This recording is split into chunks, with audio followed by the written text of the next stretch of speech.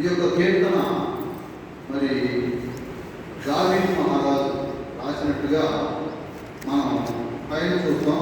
దావీదు రచిత కావ్యం అని పైన. కాబట్టి ఈ యొక్క కావ్యం లేకపోతే ఈ యొక్క కీర్తన దావీదు మహారాజు రాశాడు. యేసుక్రీస్తు ప్రభు మరి ఈ లోకానికి రాక ముందు 1000 సంవత్సరాల పూర్వం దావీదు మహారాజు ఈ యొక్క వాక్యాన్ని లేకపోతే ఈ యొక్క కీర్తనని రాశాడు. దావీదు మహారాజు ఒక ప్రవక్తగా ఈ యొక్క వాక్యాన్ని ప్రవచించాడు.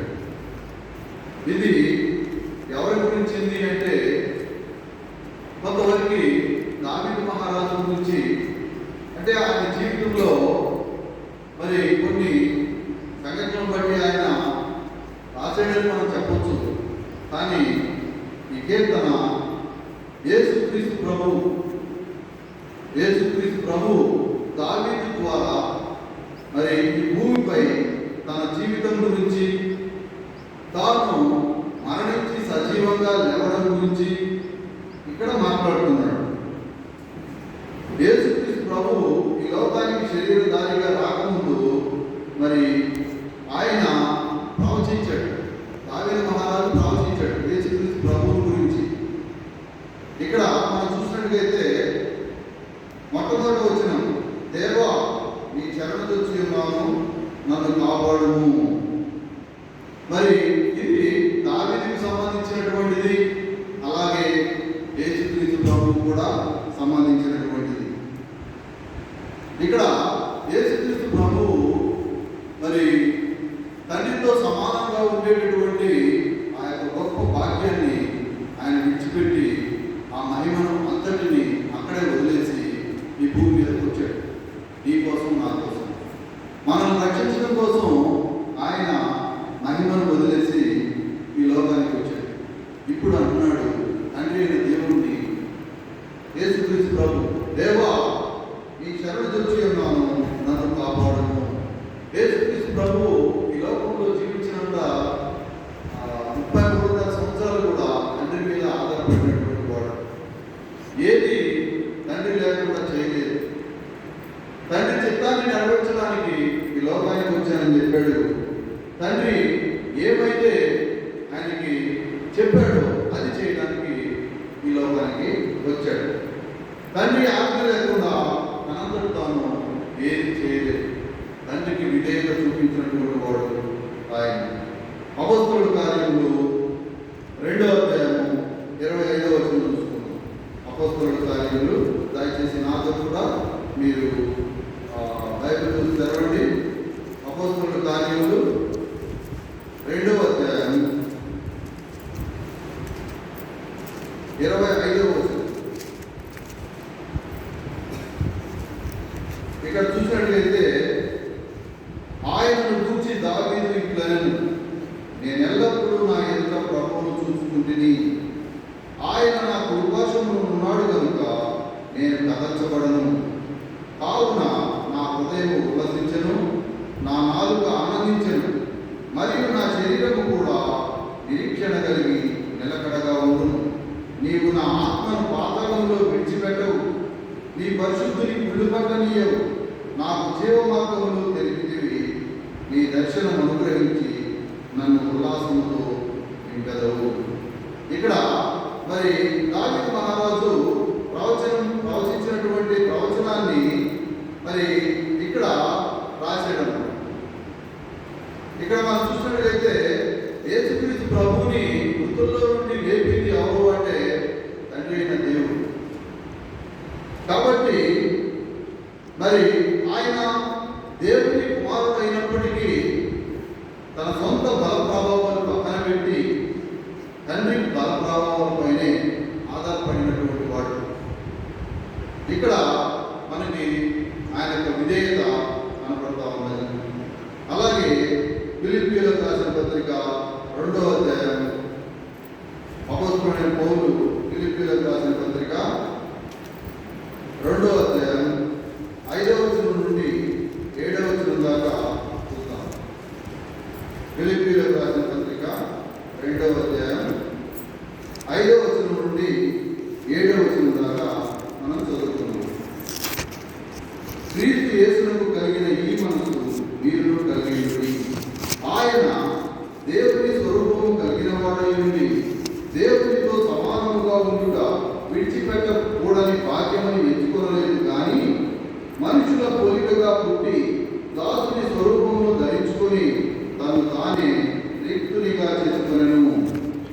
ఇక్కడ మనం చూసినట్లయితే యేసుక్రీస్తు ప్రభు దేవుడు, మరి త్రిత్వంలో ఉన్నటువంటి రెండవ ఆయన.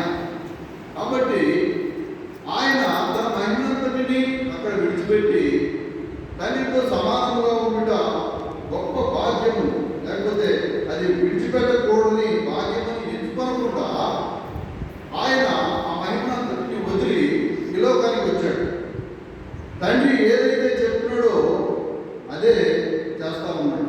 మత్తయి సువార్త 4వ అధ్యాయము 1 నుండి 10 వరకు చూసినట్లయితే, మత్తయి సువార్త 4వ అధ్యాయము 1 నుండి 10 వచనాలు మనం చూసినట్లయితే, ఇక్కడ ఆయన మనలాంటి వాడిగానే మనుషులైనటువంటి మనం ఏ విధంగా శోధింపబడ్డామో ఆ విధంగానే ఆయన శోధింపబడ్డాడు. బాధ, శ్రమ, శోధన అన్నీ కూడా మనం ఏ విధంగా అనుభవించామో ఆయన కూడా ఆ విధంగానే అనుభవించాడు. ఇక్కడ మనం చూస్తాం మత్తయి సువార్త 4వ అధ్యాయం 1 నుంచి 10 వరకు. అప్పుడు యేసు అపవాది చేత శోధింపబడుటకు ఆత్మ వలన అరణ్యములకు కొనిపోబడెను. 40 దినములు 40 రాత్రులు ఉపవాసం ఉండిన పిమ్మట ఆయన ఆకలి కొనగా, ఆయన మనలాగానే ఆకలి కొన్నాడు. ఆయన దేవుడై ఇంటి కూడా ఆయన ఆకలి కొన్నాడు. ఆ శోధకుడు ఆయన ఎదురుకు వచ్చి, నీవు దేవుడి కుమారుడు అయితే ఈ రాళ్ళు రొట్టెలగినట్లు ఆజ్ఞాపించుమని. అందుకు ఆయన, మనుష్యుడు రొట్టె వలన మాత్రం కాదు కానీ దేవుడి నోట నుండి వచ్చి ప్రతి మాట వలనను జీవించును అని రాయబడి ఉన్నదనండి. ఇక్కడ మరి దేవుడి కుమారుడైంది కూడా అద్భుతాలు చేయగలిగినటువంటి వాడు కూడా ఆయన మనలాగా ఆకలి ఉన్నాడు, మనలాగా శ్రమపడ్డాడు, మనలాగా శోధన అనుభవించాడు. మనం మరి శోధనని జయించినటువంటి వాడు. యేసుక్రీస్తు ప్రభు సాతానుని ఏమన్నాడంటే, నీ ప్రభు అయిన నీ దేవునికి మొక్కి ఆయనను మాత్రము సేవింపవలెను. సాతాను ఏమన్నాడంటే, ఇదిగో ఈ మహిమంతా నీకు ఇస్తా, నువ్వు కనుక నాకు సాగిలపడి నమస్కారం చేస్తే అన్నప్పుడు యేసుక్రీస్తు ప్రభు ఏమన్నాడంటే, నీ ప్రభు అయిన నీ దేవునికి మొక్కి ఆయనను మాత్రమే సేవించాలి. ఇక్కడ మనం సేవిస్తున్నటువంటి దేవుడు సజీవుడైనటువంటి దేవుడు, ఆయన ఒక్కడే. ఆయన ఒక్కడే మనం సేవించాలి. ఏ మనుషుడిని కానీ, ఏ ప్రకృతి స్వరూపం కానీ, ఏ జంతు స్వరూపం కానీ మనం ఆరాధించడానికి వీల్లేదు. ఆయన దేవుడు, తండ్రి అయిన దేవుణ్ణే ఆరాధించాలి. అంతేకాని ఎవరిని కూడా ఆరాధించడానికి వీల్లేదు. ఎందుకంటే దేవుడు రోషం కలిగినటువంటి వాడు, మన దేవుడు పౌరుషం కలిగినటువంటి దేవుడు. తండ్రి అయిన దేవుణ్ణి నీవు విడిచిపెట్టి బొమ్మలకి, లేకపోతే మరి చెట్లకి, మరి సృష్టిని పూజించినట్టుగైతే ఆయన ఊరుకునే దేవుడు కాదు. కాబట్టి అక్కడ ఆనాడు సాతానికి చెప్పాడు దేవుడు, నీ తండ్రి అయిన దేవునికి మొక్కి ఆయన మాత్రమే సేవించు, ఓ నా దగ్గర నుంచి అని చెప్పి మరి సాతానుని ఎదిరించి విజయాన్ని మరి పొందినటువంటి వాడు యేసుక్రీస్తు ప్రభు. కాబట్టి ఇక్కడ మనం చూసినట్లయితే దేవుని శరణుచొచ్చి ఆయన కాపాడమని యేసుక్రీస్తు ప్రభు అడిగినట్టుగా, అలాగే దావీదు మహారాజు కూడా అడిగినట్టుగా మనం చూస్తాం.